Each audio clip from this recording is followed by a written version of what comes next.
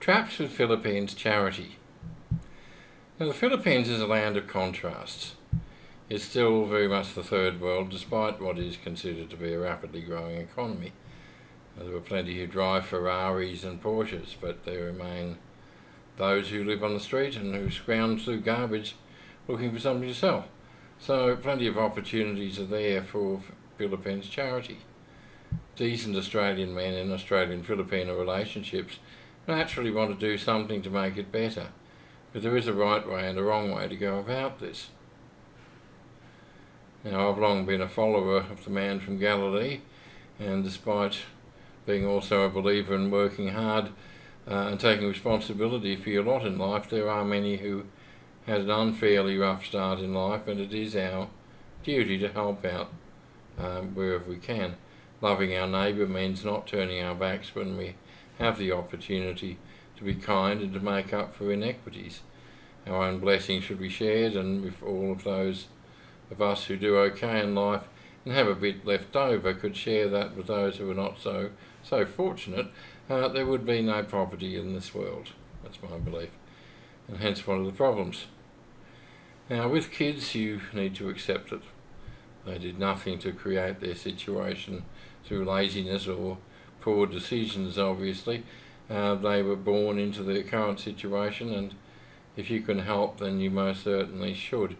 And we have a house full of kids here, kids that we didn't make ourselves, and I think we always will. And we have other kids who don't live here, but we help with education expenses, etc. Now, helping those less fortunate in the Philippines. Problems.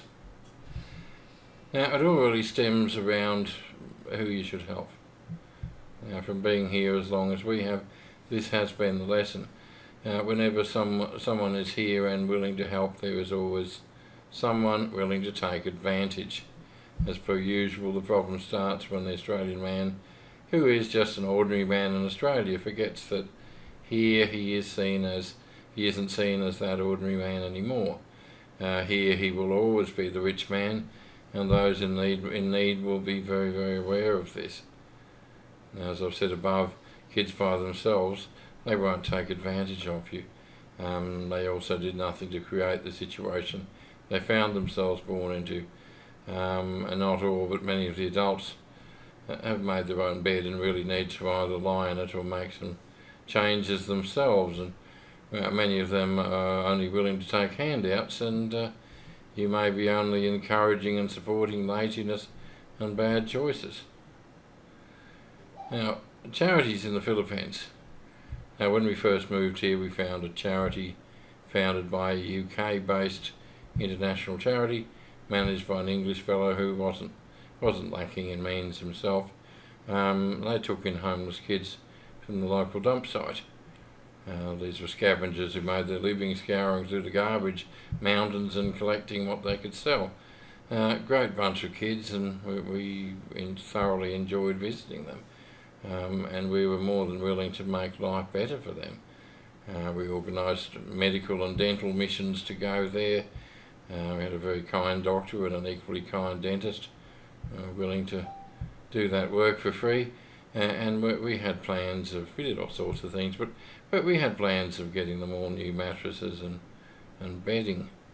Now, in both cases, the staff were very quick to come back to us with costings for both medical and dental treatment and for bedding.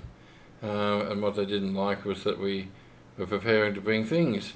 In other words, we bought the doctors, we bought the medicine, and we would have organised bedding, and we would have, and any time we went there, we'd arrive laden with fresh fruit, etc.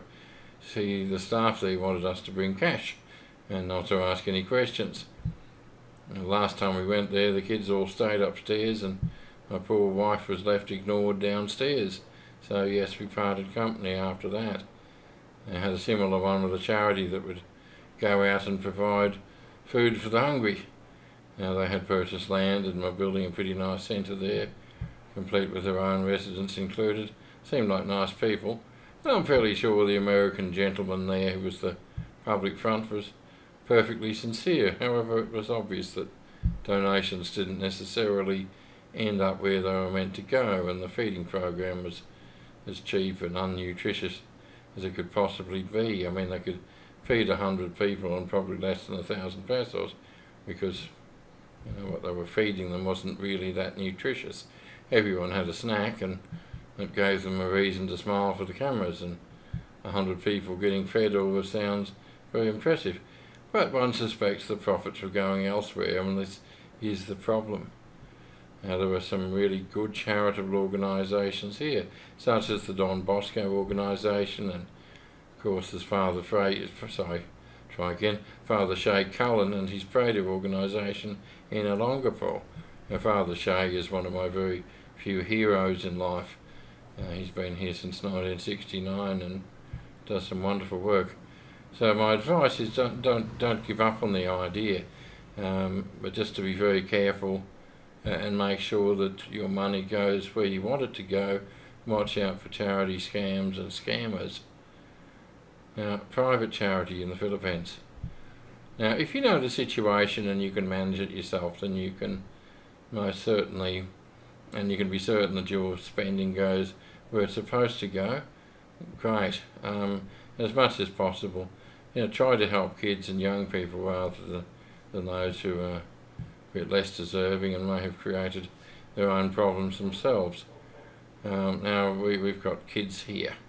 There are 6 kids at the moment. We take care of them, we feed them, send them to school, and most importantly, give them lots of love and guidance. So, if you're willing to do this, you will no doubt have relatives who are struggling, and they are willing to let their kids live with you to give them a better start in life than their parents could. Now, this is as challenging as any child rearing will ever be, of course. The kids may be difficult and unruly, and you have the issue of them possibly wanting to run back to their parents if you have any sort of family dispute, or if you put your foot down about anything. So, don't expect the Brady Bunch, but, really we've never regretted it. The other ways to support kids is in their education. Now, they could be relatives, or in our case we have a handful of scholars in the province, very, very smart kids, who can't afford to continue their education. Now, the cost to the average Australian is fairly minimal, but it can make a massive difference in their lives. Now, I think the main issue is not only to avoid anybody pocketing your generosity by either paying for things yourselves or relying on a relative that you can absolutely trust. Now, the other thing is to make sure you're not seen as a soft touch and ensuring a positive result, because you can easily get burned out and sick of the whole thing if you feel that you're being taken advantage of. Now, with something like education support, you need to insist on minimal grade averages and on seeing school reports. Make sure the kid isn't actually skipping school and pocketing the money.